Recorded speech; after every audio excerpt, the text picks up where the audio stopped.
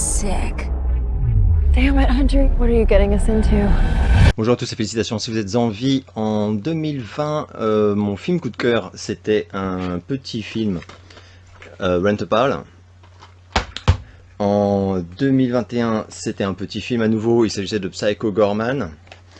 Et je crois bien que je viens de trouver mon film coup de cœur de cette année. Et c'est à nouveau un petit film. Alors je vais commencer direct par un coup de gueule, puisque concernant Fall, donc c'est le film en question, je l'attendais avec une certaine impatience, et je vais vous expliquer pourquoi c'était beaucoup plus que fun au final, mais j'ai les imprimés pour être sûr de ne pas me gourer. C'est un film donc, qui est sorti aux États-Unis ainsi qu'au Québec début août, au Royaume-Uni mi-août, qui sort en Belgique la semaine prochaine. Et en France, rien de rien, tu me fais le plaisir de retourner dans ta chambre et de ne plus me déranger. Donc je comprends pas ce qui se passe, voilà, ça pète les couilles. Pas de sortie VOD non plus annoncée, hein, c'est uniquement en salle. Et par contre, eh bien voilà, ce qui arrive parfois est arrivé. Et c'est ainsi que j'ai pu le visionner. Car j'étais extrêmement curieux, et moi vous savez que quand j'aime les films de toute façon, je vais les voir au ciné, je les achète, mais j'ai pas forcément la patience du passionné, voilà. Passion et patience, ça se ressemble, mais ça va rarement ensemble. Tout ça pour dire que donc, si jamais par miracle, d'ici 4-5 ans, quelqu'un se décide à le sortir en salle en France, je serai le premier à foncer le voir, d'autant que ça a été filmé pour être projeté en IMAX, et que je pense que ce film particulièrement, sur grand écran, ça doit être incroyable. Alors moi je l'ai vu sur moyen écran, on va dire, puisque j'ai un vidéoprojecteur, donc en fait c'est quand même tout un mur, donc c'est quand même, j'estime que c'est quand même très très cool, mais voilà, c'est pas non plus la taille d'un écran de cinéma. Alors ce film il est réalisé par Scott Mann, et ben je ne connaissais pas, le mec est très jeune, on va dire que sa carrière démarre vraiment maintenant, oui parce que alors par contre les films précédents ça n'a pas l'air d'être du très très haut de gamme, alors que là pour moi il fait extrêmement fort. Alors de quoi parle ce film, vous me dites évidemment avec une pointe d'agacement tout à fait légitime, eh bien c'est l'histoire d'une jeune femme qui va assister à la mort de son mari lors d'une virée en montagne d'escalade où ils sont allés avec également sa meilleure amie.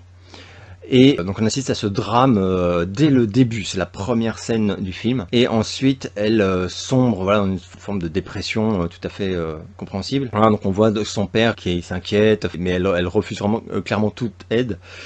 Jusqu'au jour où cette amie réapparaît. Alors apparemment elle avait pris un peu de distance avec elle, on va comprendre pourquoi plus tard dans le film. Et donc bref, elle réapparaît et elle la force à se bouger le cul et elle lui dit viens avec moi. Je précise qu'elle a stocké chez elle les cendres de son mari et elle lui dit il y a cette tour, parce qu'en fait ce sont donc des filles qui sont accros à l'adrénaline normalement. Donc voilà, elles font que des trucs trompe la mort, etc.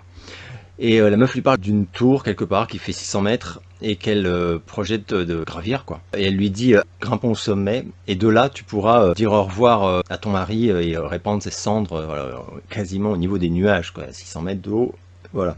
Alors l'autre insiste pas mal et donc elle va se laisser convaincre. Elles vont partir toutes les deux dans une zone donc complètement désertique où il y a cette tour qui est une ancienne tour de radio en fait. Et d'ailleurs j'ai vu que le réal s'est inspiré d'une vraie tour qui existe, tour de radio qui existe à Walnut Grove en Californie, c'est la KXTV, un truc comme ça, et qui fait 625 mètres de haut. Donc elles vont donc arriver là et commencer à gravir ce truc de fou quoi. Et là je peux plus dire grand chose. Voilà, on comprend évidemment que ça va mal se passer. Sur vraiment l'histoire je vais arrêter là.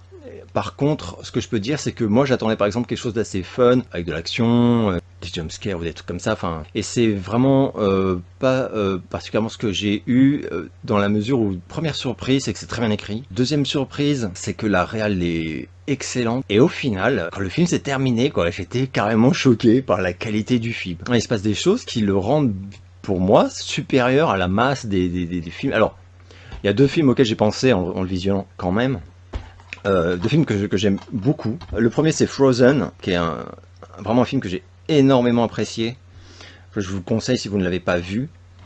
Et le deuxième qui est un peu plus connu c'est 47 Meters Down, voilà, que j'aime également beaucoup, et où on est également avec deux nanas qui se retrouvent dans la merde. Donc voilà, et d'ailleurs on voit très bien que ces deux jaquettes vont très bien ensemble avec des dégradés de bleu totalement similaires. C'est passionnant, mais je suis un cinéphile et voilà, je vous en donne la preuve. Une des choses appréciables avec ce genre de film, et par exemple je pense à mon autre énorme coup de cœur flagrant de l'année qui est Top Gun Maverick, et donc voilà, évidemment dans des proportions budgétaires qui n'ont rien à voir, mais ces deux films ont un point commun, c'est qu'ils disent va bien te faire mettre au CGI et au fond vert. Alors ce film là ça semble incroyable, mais en fait on s'en rend compte très vite, et après j'ai eu confirmation en regardant des entretiens avec les actrices et avec le réal, a décidé de tout faire en practical. Donc ça semble fou quoi, quand tu regardes ça, tu te dis que évidemment que c'est du fond vert, que c'est fait en studio, etc. Et rien, mais rien n'a été fait en studio avec fond vert, etc. Il n'y a pas de CGI du tout. Honnêtement, bah ça fait du bien. Ça fait du bien, donc c'est encore un film à l'ancienne, comme Top Gun. Alors le budget, il est ridicule, puisque c'est 3 millions de dollars, et honnêtement, les 3 millions de dollars les mieux dépensés que j'ai vus depuis très très longtemps. Le casting, je vais pas faire d'erreur, on a donc Grace Fulton, que je ne connaissais pas du tout, et qui a joué dans les 2 films Shazam, donc celui qui est sorti et celui qui sort, je sais plus quand là cette année, ainsi que dans Annabelle 2, et son amie c'est Virginia Gardner, qui a joué dans le Halloween de 2018, et qui est parfaite aussi. Honnêtement, il y a aussi le jeu des actrices, qui est inhabituellement bon, enfin pour ce genre de film. Et on trouve également un acteur que j'adore, que c'est Jeffrey Dean Morgan, qu'on voit très peu, et qui est un ami du réalisateur, j'ai appris. Et donc voilà, donc il a fait un peu ses services rendus quoi. Et voilà, moi je l'aime beaucoup, donc ça faisait plaisir, et il ajoute un petit cachet, je trouve, à ce film. Donc je disais tout à l'heure que il n'y a pas de CGI et que tout a été fait en practical. Ils ont réellement construit une tour. Alors évidemment, ils n'ont pas construit une tour de 600 mètres, mais ils ont construit une tour de plus de 30 mètres quand même, et ils ont tourné les scènes donc à 30 mètres de haut sur une structure comme on le voit. Et personnellement, je ne le ferai pas. Donc voilà, et d'ailleurs elles ont été entraînées à la dure par l'équipe qui a bossé sur toutes les cascades de Mission Impossible Protocole Fantôme. J'ai vu ça. Et au tout début, il n'était pas prévu qu'elles fassent certaines cascades qui sont franchement chaudes quoi. Et au final, elles les ont toutes faites quasiment, donc parce elles se sont en fait tellement bien entraînées avec cette équipe qu'elles ont eu envie de tenter de faire le max quoi, évidemment. C'est assez plaisant parce que bah forcément ça se voit quand même, quand on peut se permettre de montrer le visage de l'actrice pendant une cascade, bah c'est toujours évidemment un énorme gain quoi. Alors en lisant les interviews, j'ai quand même appris que les 2 actrices ont un passé assez sportif, donc il y en a une qui est une ancienne boxeuse également, qui a également fait du taekwondo plus du karaté, enfin un niveau assez élevé, donc ouais je pense que ça aide. Et l'autre qui était danseuse et qui a dansé dans des ballets, enfin donc je pense que tout ce qui est accomplissement voilà, physique, ça leur faisait pas trop peur. Néanmoins, elle racontait dans une interview justement que le réal avait été très clair avec elle à la lecture du scénario, c'est-à-dire en leur proposant les rôles, quoi. Ce serait pas fake en studio, CGI, etc. Et que donc, si elles avaient le vertige, c'était pas la peine. D'ailleurs, il y en a une des 2 qui dit qu'elle pensait qu'elle avait pas le vertige, donc elle a dit pas de problème, je suis partante. Et le premier jour de tournage où elle s'est retrouvée tout en haut de la tour, elle a fondu en larmes. Après, s'est habituée, elle dit qu'elle s'est pas habituée, elle s'est jamais habituée, mais elle a pris plaisir aux frissons. Et sur l'intrigue, j'ai promis que je dirais rien de plus, mais je vais quand même parler juste de 2 choses. Un élément, c'est pas vraiment du spoil, mais il y a la présence de vautours dans le film, et ils sont terrifiants, incroyables, et j'ai eu confirmation, mais ça se voit de toute façon, que là encore, ce sont que de vrais vautours qui ont été utilisés, et d'ailleurs apparemment ça a été très compliqué de tourner avec les vautours, mais alors il y a des scènes avec les vautours, les amis, je vous raconte pas quoi, mais c'est masterclass quoi. Enfin, j'ai adoré. Mais j'ai vraiment tout adoré dans ce film. Scénaristiquement, je veux vraiment rien dire pour rien gâcher, mais il se passe un événement à un moment qui est vraiment fort, quoi. Et la fin, j'ai adoré. La fin, j'ai adoré. Par ailleurs, pour une fois, quoi, dans un film de ce genre, c'est un survival, etc., tu regardes, et quand le personnage a l'idée de faire un truc, pour par exemple tenter de s'en sortir, ou quelque chose comme ça, généralement c'est une idée de merde à la con, et tu te dis mais non ça marchera jamais, et ah bah oui surprise ça marche pas, enfin bon voilà. Après c'est toujours sympa quand même, mais à la longue c'est un peu lassant ces films là. Et là il y a un autre point positif pour moi, ça commence à en faire vraiment beaucoup, mais c'est pour ça que c'est vraiment un de mes coups de cœur de l'année, mais sans l'ombre d'un doute, c'est que ces 2 nanas vont donc, on le comprend immédiatement, se retrouver coincées tout en haut de la tour, et que dès lors, les options, il n'y en a pas 1 milliard, etc. Mais que parfois, des idées que tu n'as pas, et quand elles tentent des choses, qu'elles ont des idées, les idées sont bonnes. C'est-à-dire qu'en fait, on regarde, on se dit, ah bah ouais, ça c'est une super idée, enfin, au lieu de se dire, mais non, fais pas ça, etc. Là, tu te dis à chaque fois que c'est ce que toi, tu aurais aimé y penser, en fait, dans la même situation. Donc, ça te rend complètement dans le film, mais encore plus, parce que tu te sens pas pris pour un con, etc. Au contraire. Et alors il y a une scène en particulier où je me suis dit que c'était peut-être là que c'était un poil tiré par les cheveux. Je peux pas dire ce que c'est, mais c'est vraiment vers la toute fin.